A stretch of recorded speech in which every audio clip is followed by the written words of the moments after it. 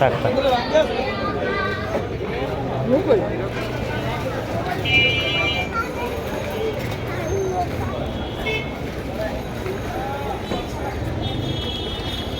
আর ওই দিনকে দেখছিলাম মধুবাগ মাঠে একজন যে মুড়ি বেচতে, তাই না?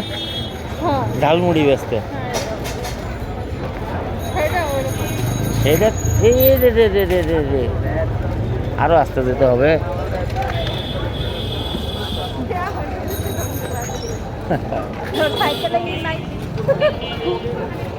ওই ছেলেটা ওদের মুড়ি বেচতেছে, মানে সে কম দুঃখে ওই জায়গায় দাঁড়ায় মুড়ি বেচে নেই, এটা তার দেখলেই বোঝা যায়, তাই না? ঝালমুড়ি